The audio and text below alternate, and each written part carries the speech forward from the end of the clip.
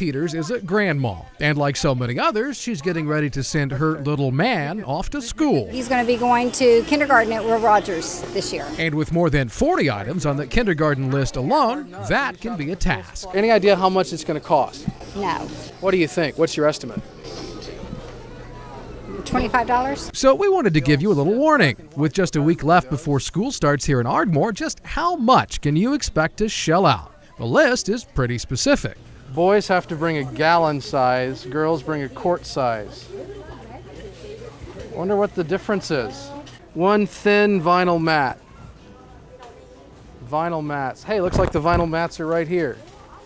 A thin one. One plastic school box. Right here.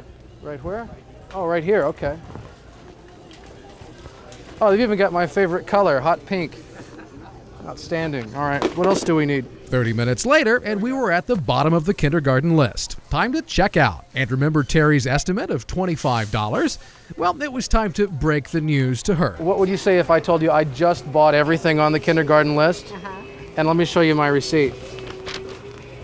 $47.03. Oh my. Wow. More than you'd think, huh? Yes. Almost twice as much as Terry expected. So what do you do if you just can't afford it? Groups like the Salvation Army help out when they can. We've had more than usual because of the economy. And, you know, we haven't been getting a lot of donations in either, so it's kind of hard on us. You know, you could have saved $378 if you'd come on the weekend. Oh, well, I could have, couldn't I? Yeah, that'll buy you a cup of coffee. Right, at Starbucks. We've been here since 9:30 in the morning, and the line is so big, it's probably like more than 2 miles long. Jocelyn Vasquez and her friends wanted to get away from pavement and traffic jams. After all, back home in Irving, Texas, they've got all of that a person can really handle. So they decided on an Arbuckle Mountain retreat. But this morning when they made it to Murray County, total gridlock. Nuh-uh. We did not expect this. It's 257 miles to home. This man and his wife came all the way from Kansas, only to find themselves stuck in traffic, just like everyone else. We put our RV over here at the motel, and we'll hopefully get back to it tonight. And the rising sun soon brought rising tempers. If our microphone had been any closer to this near fist fight, we would certainly have had to bleep out the sound. And then there were those with car trouble, well over a dozen vehicles succumbing to the summer heat.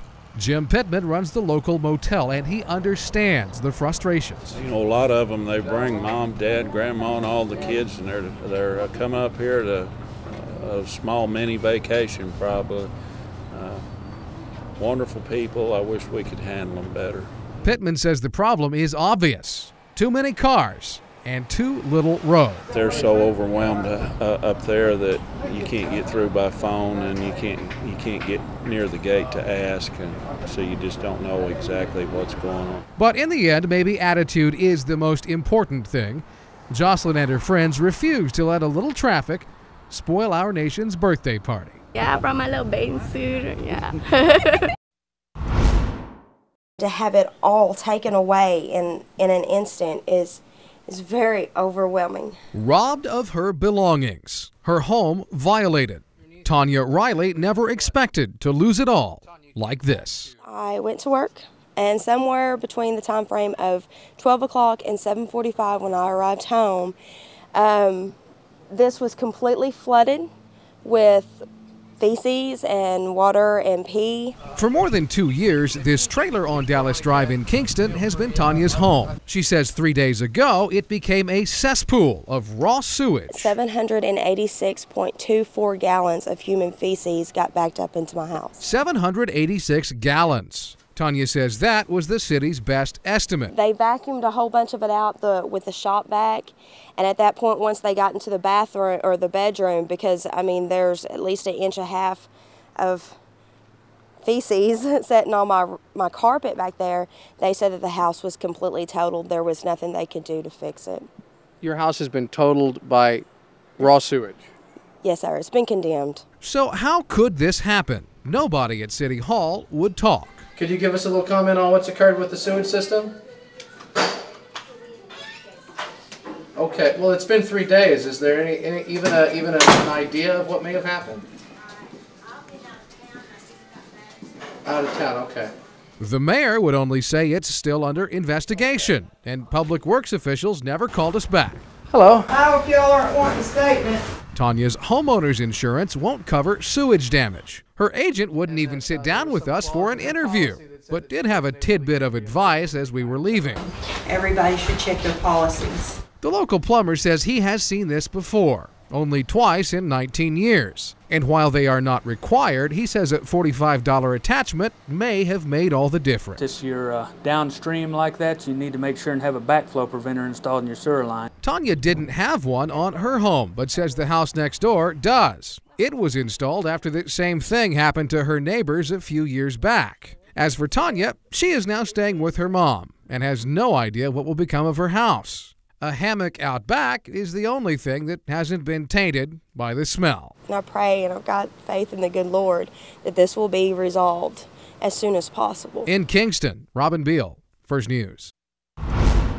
Racially charged comments made in open forum at a public meeting. Now residents of one small Marshall County town are outraged. Go out there and get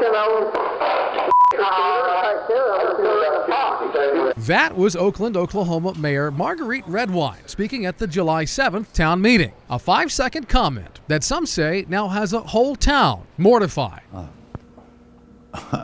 It kind of left me speechless, you know. Like, and another council member, he said, "I don't believe you said that.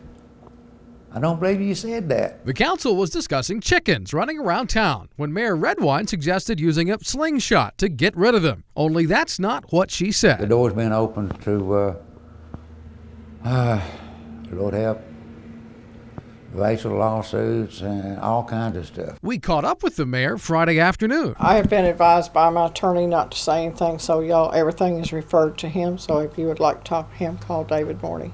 Did you make those racial remarks at that meeting, Miss Redwine? No comments to make. Are you a racist, Miss Redwine? No, I am not. No, I am not. I have several black people married into my family, and I am not. I believe everybody is created equal, and I think it's all blown out of proportion, and I'm very sorry. I was describing an object, not a race of people, and I'm very sorry for what I said. What else can I say? Do you take back the comment? I certainly do. I regretted it the instant that I said it. Do you think she should resign? Definitely. At this point, definitely. It was a slip of the tongue, and I've apologized for it, so what else can I say? Do you intend to resign over it? I haven't decided on that at this time. For now, Redwine remains mayor. For how much longer is yet to be seen. Thank you. In Oakland, Robin Beal, First News.